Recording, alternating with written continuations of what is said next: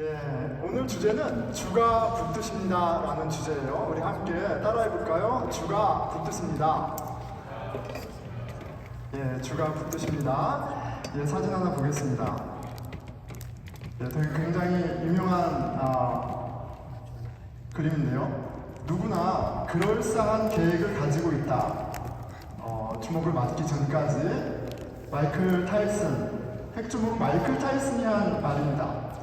모두가 인생을 살아가면서 계획이 있죠. 계획이 있고 다 어떻게 해야 좀 더 평안하고 안전하고 행복한 인생을 살 수 있는지 이렇게 아는 것 같습니다. 그래서 나는 계획을 세우고 하루하루 일상을 살아갑니다. 하지만 아무도 철저히 계획을 세우고 열심히 살아도 여러분 어떻습니까? 계획을 세우고 열심히 사는데 만만치 않죠. 이 세상이 마치 핵주먹 마이클 타이슨 같아요. 어떤 때는 더 센 것 같습니다. 제가 잠깐 살아보니까 그렇습니다. 살면 살수록 그런 것 같아요. 세상의 주먹이 마이클 타이슨보다 너무 셉니다. 여러분 어떻게 생각하세요? 세상이 만만한가요? 이 험한 세상을 잘 살아갈 완벽한 계획과 실력을 갖고 살아가고 계신가요? 고난이 찾아옵니다. 예상하지 못했던 일들이 찾아오고요. 당황스럽고 힘든 일들이 찾아옵니다. 시간 문제예요. 평안한 가운데 있다면 시간 문제입니다. 제가 저주하는 게 아니고 사실이에요. 팩트입니다. 그리스도인이라고 어려움이 비켜가지 않습니다. 여러분 그렇잖아요. 이 뉴잉글랜드의 겨울이 찾아오면 우리 모두에게 겨울이 찾아오는 거예요. 뉴잉글랜드의 스노우스톰이 찾아오면 하나님을 믿지 않는 사람만이 눈을 맞는 게 아니라 하나님을 믿는 사람도 눈을 맞습니다. 매사추세츠에 있는 모든 사람들이 강한 바람과 차가운 눈을 맞게 되어 있어요. 결혼을 한 모든 커플은 내가 알던 그 사람이 이 사람이야 라는 아주 강한 현타를 맞는 때가 꼭 옵니다. 금쪽 같은 자식도 마찬가지입니다. 세상에 쉬운 아기는 없고요. 우리 아이들이 증명해주고 있죠. 쉬운 아기는 없고요. 착한 자식도 없습니다. 좀 험한 말이지만 이런 말이 있습니다. 지랄 총량불변의 법칙이라는 말이 있다고 해요. 아이들이 성장하면서 하는 그런 못된 것들이 결국은 총량은 비슷하다는 말이에요. 누구나 성장통을 겪습니다. 표현의 모양과 그 시기의 차이만 있을 뿐이지 그 성장통 가운데 그 고통이 이렇게 표출되는 때가 있는 거예요. 그 가시가 주위 사람 아프게 하는 날이 오는 거예요. 자, 은퇴는 어떻습니까, 여러분? 요새 은퇴를 잘 준비하자 말들이 많은데 아무리 은퇴를 잘 준비해도 아름다운 은퇴란 없습니다. 아무리 잘 준비해도 기쁜 죽음은 없어요. 고난은 반드시 우리 모두에게 찾아옵니다. 그리스도인과 비그리스도인의 차이는 고난이 있고 없고가 아니라 그 고난을 우리 모두에게 찾아오는 그 고난을 어떻게 이해하냐 하는 그 의미의 차이가 있을 뿐이에요. 여러분 어떻습니까? 고난 가운데 여러분들은 어떤 의미를 찾습니까? 그리스도인은 고난 가운데 주님을 만납니다. 고난 가운데 우리를 붙들어 주시는 하나님을 만납니다. 그것이 우리에게 굉장히 고난이 주는 큰 의미예요. 다윗이 고백합니다. 시편 18장 1절입니다. 나의 힘이신 여호와여 내가 주를 사랑하나이다. 나의 힘이신 여호와여 내가 주를 사랑하나이다. 고난 가운데 주님의 붙드심을 경험한 내가 너무너무 힘들었는데 내가 너무너무 이 상황을 어떻게 해결해야 할지 몰랐는데, 그 고난이 깊었는데 하나님 나를 붙드셨어. 나를 붙드셔서 이 고난을 통과하게 하셨어. 예, 이런 경험을 한 다윗, 그리고 이런 경험을 한 사람은 누구나 다윗처럼 고백할 겁니다. 이 찬양의 배경은 이렇게 소개되어 있죠. 여호와께서 다윗을 그 모든 원수들의 손에서, 사울의 손에서 건져주신 날에 다윗이 이 노래의 말로 여호와께 아뢰어 이르되 라고 되어 있습니다. 다윗의 고난이 깊었어요. 그런데 그 고난으로부터 하나님이 붙드시고 건져내셨어요. 그리고 이 고백을 하게 된 거예요.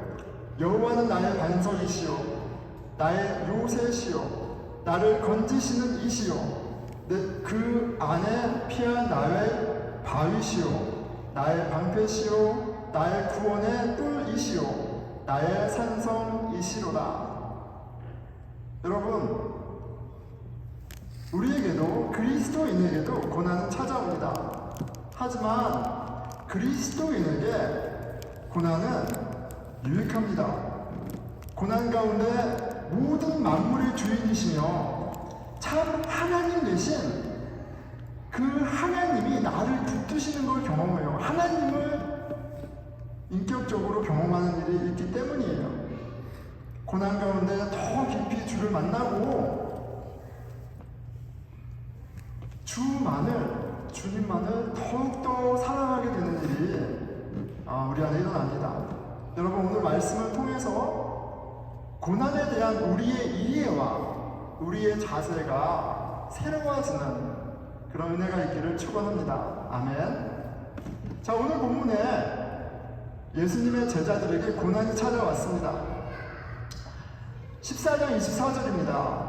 배가 이미 육지에 술이나 떠나서 바람이 거스름으로 물결로 말미암아 고난을 당하더라. 제자들이 탔던 배가 hit by waves, 몰아치는 파도에 지금 어려움을 겪고 있습니다. 자, 그런데 이 강한 바람과 파도로 말미암아 고난을 가운데 있는 이 제자들을 보면 이런 게 있어요. 뭐냐면 이 12명의 제자 중에 어부가 5명이나 있었습니다. 그런데 이 갈릴리 바다에 익숙한, 그리고 어부로 어부를 삼고 살아왔던 어부가 5명이나 있었는데 이 고난을 피하지 못했어요. 아무도 갈릴리 바다 한가운데 큰 바람과 파도를 오늘 이 시간에 만날 것을 알지 못했습니다. 전문가였는데도 피하지 못했어요. 알았다면 배를 타지 않았겠죠. 알았다면 거기에 있지 않았을 겁니다. 그들이 평생에 수백 번 갔던 그 길이었지만 고난을 피할 수 없었어요. 물결로 말미암아 고난을 당하더라. 파도로 심하게 흔들리는 배가 뒤집어지지 않게 하려고 여러분 얼마나 안간힘을 썼을까요? 굉장히 유명한 그림이죠. 큰 파도 가운데 배에 매달려 있는 저들의 안간힘을 쓰는 모습이 딱합니다. 밤 사경까지 씨름했다고 그래요. 사경이면 새벽 3시에서 6시입니다. 해가 질 때 예수님과 헤어졌고 배를 탔으니까 적어도 6시간 동안 이 파도와 씨름했을 거예요. 25절, 밤 사경에 예수께서 바다 위로 걸어서 제자들에게 오시니. 정말 고난 가운데 지쳐서 기진맥진해 있을 때 이제 정말 다 힘이 풀려서 바다에 삼켜버릴지도 모르는 그런 위기의 상황에 예수님이 드디어 나타나셨습니다. 여러분, 얼마나 다행이에요. 고난 가운데 예수님이 찾아오셨어요. 이제 제자들은 안전합니다. 제자들은 안전해요. 파도가 아니라 그보다 더한 것도 하나님의 아들이신 예수님 손바닥 안에 있잖아요. 그럼 압니다. 자, 그런데 예수님의 등장과 함께 제자들의 고난이 이렇게 바로 멈추면 좋은데 그렇지 않고 제자들을 당황하게 하는 그런 일들이 벌어지죠. 그냥 예수님이 오셔서 고난을 멈추시고 그렇게 좋은 하나님을 경험하게 해주시면 되는데 예수님이 얄궂게도 그렇게 안 하세요. 당황스러운 이벤트를 만드십니다. 뭐예요? 제자들의 믿음 없음을 폭로하십니다. 첫 장면에서 보면 예수님이 나타나셨는데 제자들이 예수님을 알아보지 못합니다. 제자들이 그가 바다 위로 걸어오심을 보고 놀라 유령이라 하며 무서워하며 소리 지르거늘 제자들은 예수님을 알아보지 못하고 오히려 유령이다 라고 소리 지르며 더 두려워하고 무서워합니다. 아니 어떻게 예수님과 동행하고 예수님을 의지하고 예수님이 얼마나 대단한 분인 것을 알았던 제자들이 예수님이 코앞에 나타났는데 알아보지 못하고 유령이다 라고 오히려 놀라고 무서워했을까요? 네, 분명한 건 그 정도로 힘들었던 것 같아요. 그 정도로 힘들고 그 정도로 지쳐있고 그리고 무엇보다도 그 상황에서 예수님이 그렇게 바다로 오실 것은 아마 상상도 못했던 것 같습니다. 자, 이렇게 끝나는 게 아니고요. 예수님은 제자들의 형편없는 믿음, 그 수준을 드러내십니다. 베드로가 예수님을 바라보며 예수님께 나아가지만 곧 바람을 보고 무서워해서 물에 빠지죠. 그리고 소리 지릅니다. 주여 나를 구원하소서. 예수께서 즉시 손을 내밀어서 그를 붙잡으세요. 주님은 붙잡아 주시는 분이에요. 구원하시는 분이에요. 그런데 그냥 우리 좀 민망하지 않게 그냥 편안하게 자연스럽게 하시면 좋은데 이렇게 민망한 상황 가운데 붙잡으세요. 그리고 폭로하십니다. 이르시되 믿음이 작은 자여 왜 의심을 하였느냐 하시고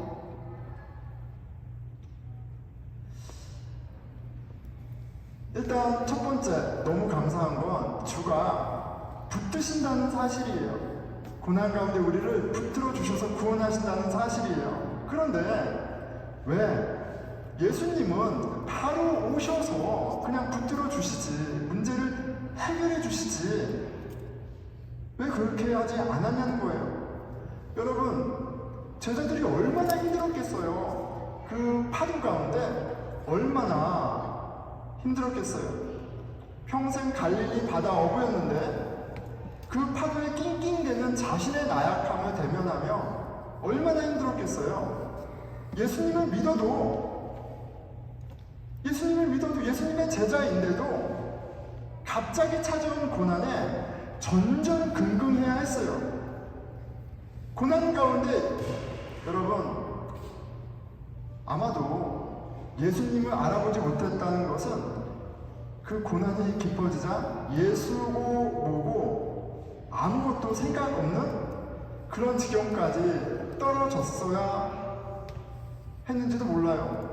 그런 바닥을 봐야 하는 게 얼마나 괴롭습니까? 예수님이 좀 너무하신 것 같습니다. 왜 이렇게 뜸을 들이고 제자들의 진을 다 빼시고 기다리시고 그들의 부끄러운 민낯을 다 보게 하셨다는 말이에요. 그냥 해결해 주시면 되잖아요. 그런데 오늘 본문이 더 당황스러운 사실이 있죠. 그것은 이 고난을 예수님이 연출하셨다는 사실입니다.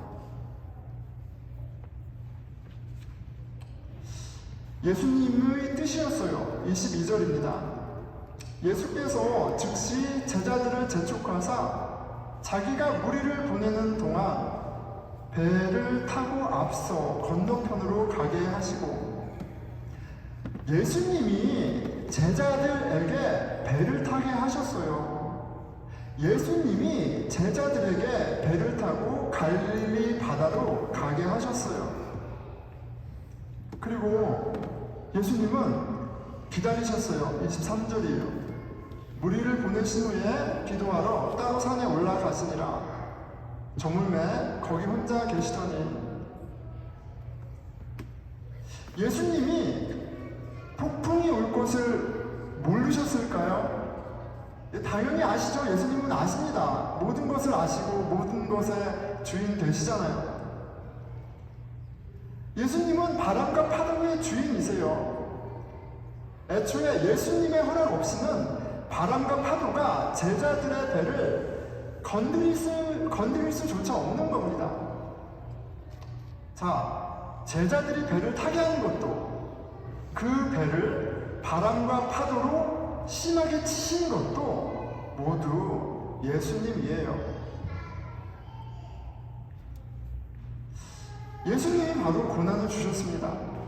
이렇게 봐도 저렇게 봐도 정황이 그래요.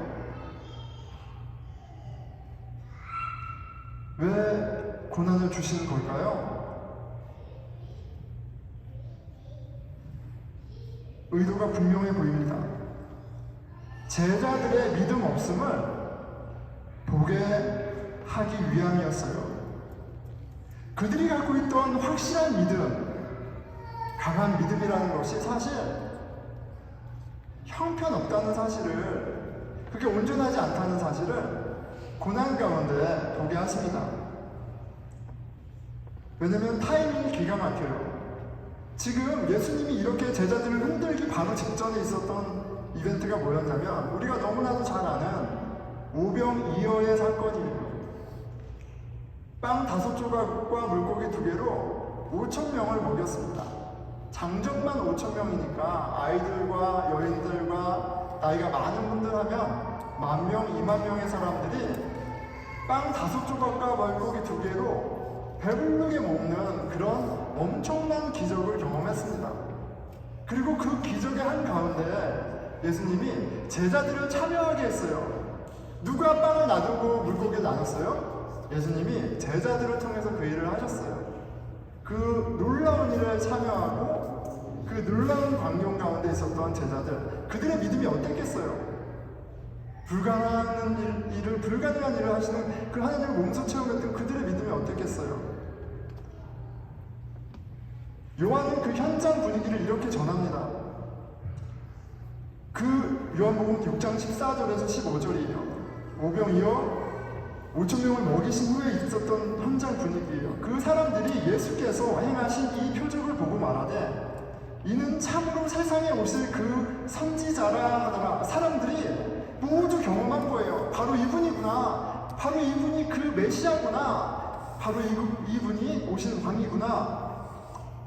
그러므로 예수께서 그들이 와서 자기를 억지로 붙들어 임금으로 삼으려는 줄 아시고 다시 혼자 산으로 떠나가신다. 사람들이 열광하고요. 이제 사람들은 예수님을 그들의 왕으로 세우려고 예수님께 몰려들었습니다. 오병이어의 기적으로 수천 명의 군중과 제자들이 예수님께 열광했어요. 여러분, 이거 그러면 하나님에게 좋은 거 아니에요? 사람들이 감동받고 은혜 입고 이제 예수님을 제대로 아니까 삶을 헌신하기로 진짜 열정 가운데 있는 이 신앙의 열심, 모습, 하나님에게 좋은 건 아닙니까? 그런데 아니었던 것 같아요. 예수님은 아셨습니다.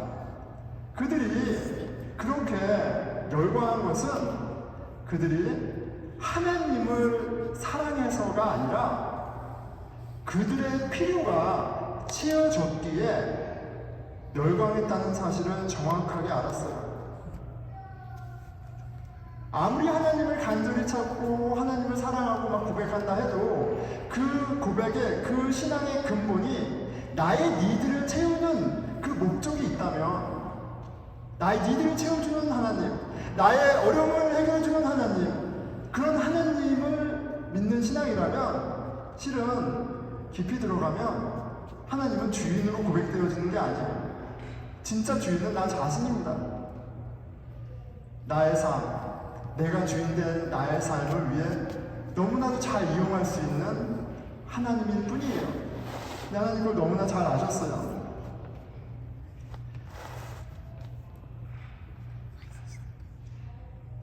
그래서 예수님이 찬물을 확 끼얹으신 거예요. 무리를 흩으시고 제자들을 무리들과 분리시키십니다. 그리고 제자들에게 고난을 주세요.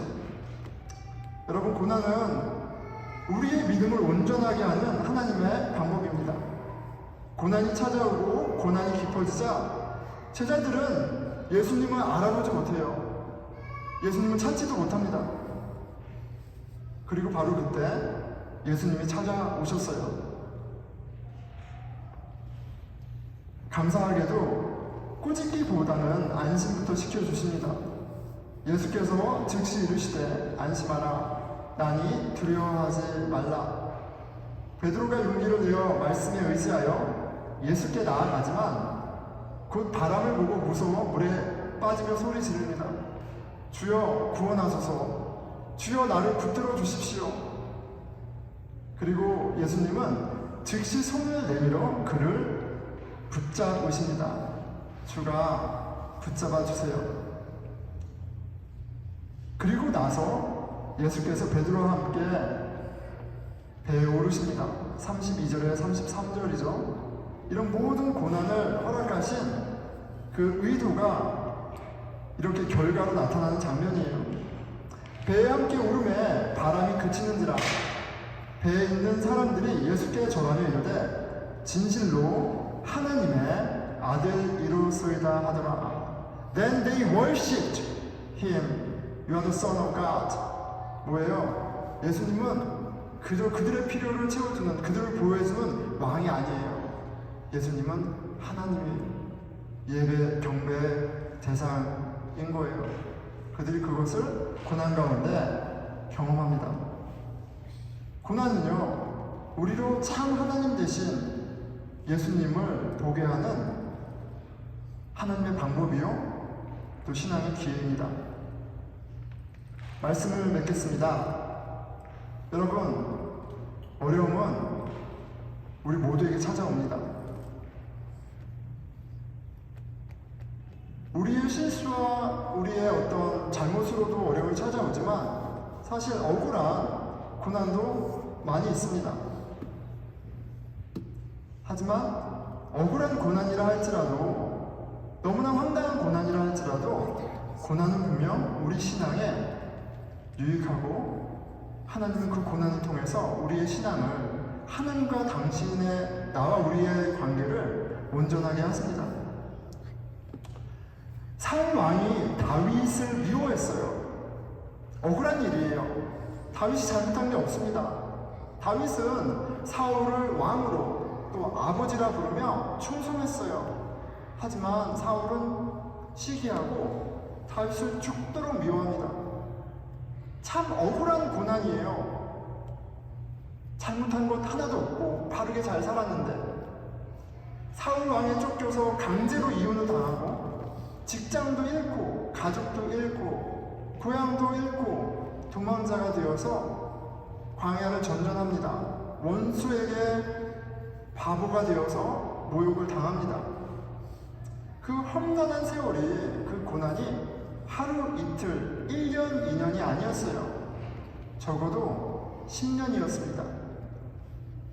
이 정도면 하나님을 저주하고 하나님을 떠나서 살만 해요. 어쩌면 우리가 모르는 성경의 빈 공간에는 다윗의 한탄과 울부짖음으로 가득 채워져 있는지도 모릅니다. 그런데 분명한 것은 그가 그 긴 고난 가운데 다윗은 모든 인생과 만물을 붙드시고 계신 참 주인 되신 하나님을 만났다는 사실이에요. 시편 18장 1절에서 2절입니다. 나의 힘이신 여호와여, 내가 주를 사랑하나이다. 여호와는 나의 반석이시요 나의 요새시요 나를 건지시는 이시요 내가 그 안에 피할 나의 바위시요 나의 방패시요 나의 구원의 뿌리시요 나의 산성이로소이다. 주님만이 그 허다한 고난 가운데, 내가 감당할 수 없는 그 고난 가운데 나를 붙드시고 구원하실 수 있는 유일한 하나님입니다. 나를 붙드시는 하나님, 당신을 내가 참으로 사랑합니다. 여러분, 고난 가운데 나를 붙들어 주시는 그 참 하나님 만나시기를 축원합니다. 그리고 기억하십시오. 고난 가운데 모든 만물의 참 주인 되신 그 예수님을 여러분 보게 하십니다. 우리의 참 주인 되신 예수님이 우리의 손을 붙드시는 일을 경험하게 됩니다. 고난 가운데 우리를 온전하게 하시는 그 좋으신 하나님을 깊이 만나는 은혜가 있기를 축원합니다. 하나님 너무 얄궂으시죠? 어떻게 그러실 수 있나? 하나님 좋은 분 맞나? 그런데 여러분, 하나님은 좋은 하나님 너무나도 분명합니다. 그것을 우리가 어떻게 알 수가 있어요? 우리를 죄와 사망의 그 심판에서 구원하기 위해서 하나님이신 당신이 직접 사람이 되셔서 우리와 같이 동일한 고난을 받으시고 십자가 고난을 감당하셔서 우리를 구원하신 우리 하나님은 고난 받으신 하나님이세요. 우리와 함께 같이 고난 받으시고 그 고난을 통해서 우리를 구원하신 그 하나님을 바라볼 때 너무나 분명합니다. 주님은 너무 좋은 하나님이세요. 그리고 그 하나님의 선하심을 기억할 수 있도록 하나님께서 저와 여러분에게 거룩한 만찬을, 성찬식을 선물로 주셨습니다. 오늘 우리 함께 성찬식에 함께 참여하면서 우리의 고난을 아시고 우리의 연약함을 너무나 다 잘 아시는 그 하나님, 우리를 죄와 사망에서 구원하기 위해서 사람으로 오셔서 우리를 위해 고난 받으시고 그 고난의 십자가를 지신 그 하나님의 사랑을 먹고 마시는 그런 은혜가 있기를 기대합니다.